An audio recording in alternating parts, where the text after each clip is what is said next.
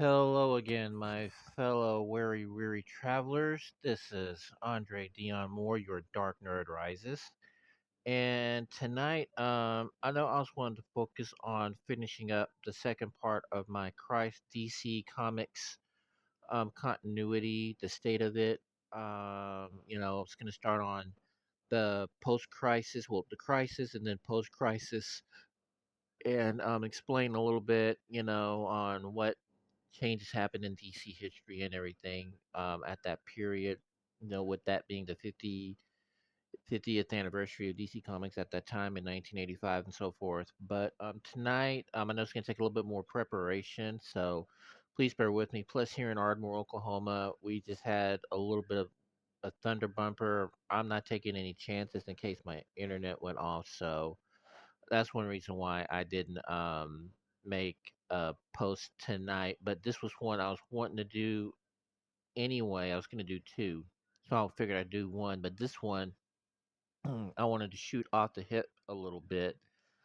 Um, and this kind of goes with a post that I had yesterday. It was kind of a another off the hip post before I went to work. So I really never had a chance to elaborate, but I did want to just touch on something though. Please bear with me and everything. But before I do start, I do want to thank a lot of the followers and supporters that I do have. The new subscribers coming up there, 37, I believe. Thank you. Thank you for supporting and giving me a chance. And please understand, I am trying to improve the quality of my channel and till I get comfortable enough to where I'm able to acquire more funding and everything, I'll be able to purchase a little bit better equipment. So for right now, it's still on the telephone. So but hit the like button on any of my posts. On this post here, please hit the like and subscribe buttons. Your input is even more important than everything, and I just want to say thank you from the bottom of my heart. So here we go. Yesterday, I was thinking about one of the reasons why I love comic books, and let me give you a little bit of a backstory of me. I was born into a family of Jehovah's Witnesses on my paternal my mother's paternal side. Both my grandfather and grandmother were Jehovah's Witnesses, along with her sisters and so forth. And I was the second generation.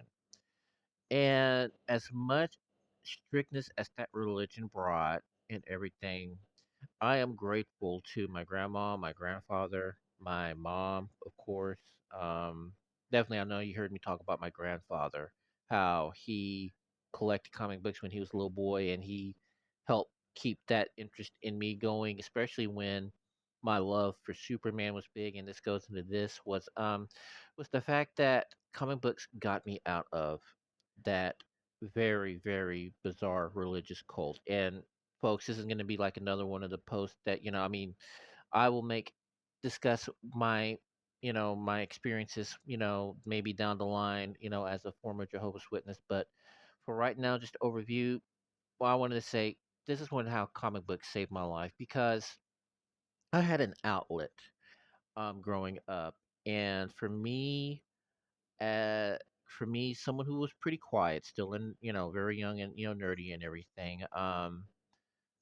And with the strict background that religion had, that was my escape. Little did I realize that it got me out of it kept my mind fertile, you know. And from reading all the gloom and doom of biblical prophecies at that time, twisting Bible prophecies, to fit their narrative of so-called biblical truths. From me reading about people who are going to be dying that are no longer Jehovah's Witnesses. We all know about the holiday seasons and everything, who I couldn't, celebrate or anything, or even, hey, even politics, yeah, crazy as it sounds, yeah, now to bring that up, but still, you had to stay negative and neutral in the world and everything. In a lot of ways, that kind of helps me some, even with today's issues. But the thing was that as a comic book collector, especially when I got older and started hitting, became 16, I became an active witness at 16, but I left that 20 before I turned 21, I used to have like not guilt feelings whenever I read a comic book because they would, you would say that comic books were demonized, maybe even had two occult elements, which they do. But it was the fact that I used to use what I learned as a witness. And if you were witnesses out there and you were comic book collectors, tell me you did the same thing. I used to try to put a twist and see, like, when they used to talk about, you know, many people know my terminology when it says, the Satan being cast from heaven, so Christ could come into power invisibly and everything. And Satan was held, handed down to earth and all that. But what were they doing before that? Well, you heard about, with the gods and everything. Well, what about if some of those angels had broken away and became guys like, the Greek gods, the Norse gods, the Heliopolis gods? We're talking Hercules, Thor, the gods like Set and so forth. You know, uh, Comic books in a way provided that crazy escape because, it's like that was my way of trying to reconciling both as a witness, and as a comic book fan. I did not want to give either of them up at that time, but eventually I did give one up because this one, switch hands, kept me going. And, you know, a lot of my, friends that I had growing up, they never really guess had an opportunity to grow up.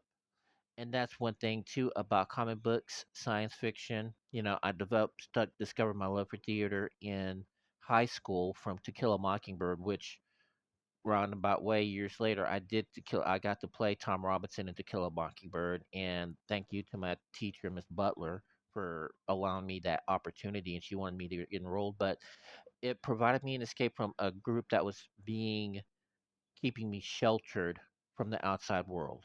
And even to this day, I'm nearly almost 50, and I'm finally trying to cope with that. So while I'm, making this little video right here, I want to sit there and say to all you ones who are PMOs, um, physically in but mentally out, those who are just thinking of leaving or afraid to, don't be afraid.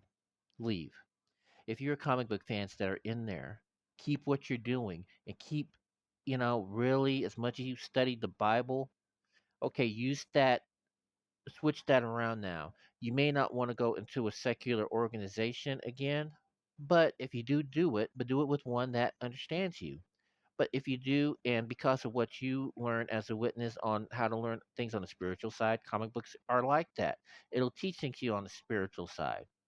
But then, too, always focus on your spiritual side. If you have a belief in God, I know I still do, believe in God.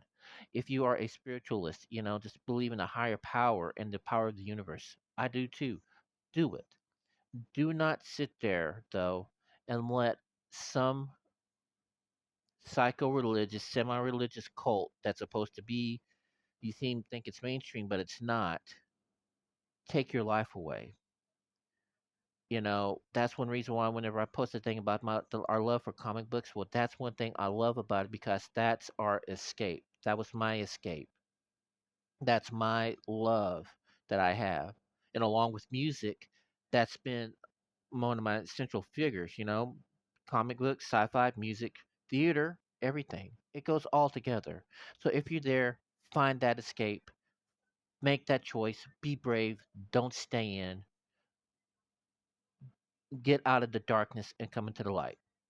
Thank you, my friends. And again, hit the like and subscribe button to my channel. And please, always, folks, have a blessed day. And I will come up with some new content coming soon this week and everything starting tomorrow. The second part of DC's continuity coming up tomorrow. Crisis and post crisis. Have a blessed one. Agape.